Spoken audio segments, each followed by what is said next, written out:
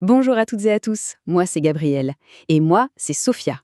Bienvenue dans Confluence. Aujourd'hui, on va s'intéresser à un espace qu'on a souvent tendance à oublier, juste là, sous nos pieds, la cave. Ah, la cave. Souvent, elle est un peu synonyme de débarras, de lieux encombrés, parfois même un peu effrayant, il faut le dire. Mais si on vous disait que c'était en réalité un trésor caché, eh bien c'est ce qu'on va voir ensemble, comment révéler tout son potentiel.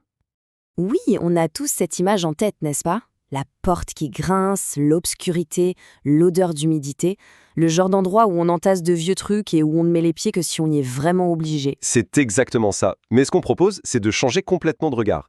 Cet espace, ce n'est pas juste un poids mort pour l'appartement ou la maison. C'est un véritable actif qui sommeille. Un trésor qui ne demande finalement qu'à être réveillé. D'accord, l'idée du trésor est séduisante, mais il y a souvent un premier obstacle et il est de taille. Dans les immeubles, surtout les plus anciens, avec les ventes qui se succèdent, les échanges entre voisins, comment peut-on être sûr aujourd'hui de savoir quelle cave nous appartient vraiment? Tu mets le doigt sur le problème numéro un, c'est est la question qui revient tout le temps.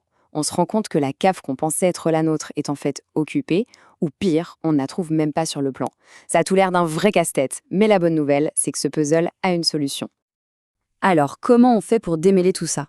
Bon, la première étape, on n'y coupe pas, c'est un peu de paperasse. Il faut aller voir le syndic et lui demander les documents officiels de la copropriété. L'état descriptif de division, les plans, c'est la base. Si le mystère reste entier, eh bien, on passe en mode détective.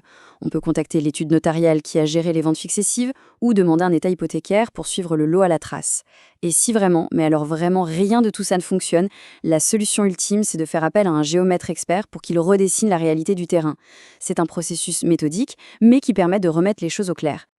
Et attention, il y a un point juridique un peu particulier mais super important à connaître, c'est la prescription acquisitive. Qu'est-ce que ça veut dire? En gros, si une personne occupe une cave qui n'est pas la sienne de manière continue, sans conflit et au vu et au su de tous pendant 30 ans, elle peut en réclamer la propriété. C'est assez rare, mais c'est une information cruciale à avoir en tête, surtout si une cave est squattée depuis des décennies. Parfait. Disons que le problème de propriété est résolu. On a retrouvé notre cave. Revenons à l'idée du trésor. Concrètement, ça représente quoi en termes de valeur, une cave? Eh bien, ce chiffre parle de lui-même.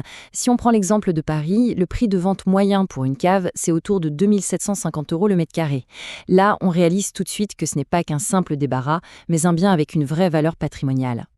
Et cette valeur, elle ne se limite pas à la vente. Il faut aussi penser à la location. Comme on le voit sur ce tableau, une cave peut devenir une source de revenus régulière. Dans les grandes villes, la demande pour des espaces de stockage est énorme. À Paris, par exemple, on peut monter jusqu'à 21 € par mois du mètre carré. C'est un rendement locatif vraiment intéressant pour un espace qu'on avait peut-être complètement oublié. Ces chiffres sont vraiment parlants. Mais bon, soyons réalistes, ils ne veulent rien dire si la cave est complètement insalubre. Revenons un peu sur Terre. Quel est le principal fléau à combattre pour pouvoir vraiment valoriser cet espace? L'ennemi public numéro un, sans aucune hésitation, c'est l'humidité. Et on ne parle pas seulement des mauvaises odeurs ou des cartons qui moisissent. Une humidité qui s'installe, ça peut carrément menacer la structure de l'immeuble. La toute première chose à vérifier, c'est la ventilation. Est-ce que l'air circule? Souvent, la solution est simple, les soupiraux, qui ont été bouchés ou oubliés avec le temps. Et ce danger, il est bien réel. On a cette citation d'un expert, Stenko Trifanovic, qui est très claire. Elle met en lumière un risque majeur pour beaucoup d'immeubles, notamment ceux construits entre 1880 et 1940. L'humidité attaque directement les poutrelles métalliques qui soutiennent les planchers. La corrosion les ronge, affaiblit toute la structure, et on imagine bien que les conséquences peuvent être dramatiques. Ok, le diagnostic est posé et il est assez inquiétant. Maintenant, il faut passer aux solutions. Comment on transforme une cave humide et potentiellement dangereuse en un espace sain et vraiment utilisable? C'est quoi le plan d'action? Le plan de rénovation, il est assez logique. Il s'attaque au problème point par point. Tout part de la respiration de l'espace. Il faut ventiler, soit en rétablissant la ventilation naturelle, soit en installant une VMC. Ensuite, on traite chaque surface. Pour le sol, surtout s'il est en terre battue, on évite le béton et on préfère des gravillons pour le laisser respirer. Pour le plafond, on traite la corrosion et on renforce ce qui doit l'être. Pour les murs, on utilise des enduits spéciaux qui laissent passer l'humidité, voire on injecte de la résine. Et enfin, les vieilles cloisons en bois qui pourrissent, on les remplace par des matériaux sains, comme la brique, avec des grilles d'aération. C'est une approche globale, c'est la seule qui marche. Et le résultat, quand on voit ces images, avant-après, est spectaculaire.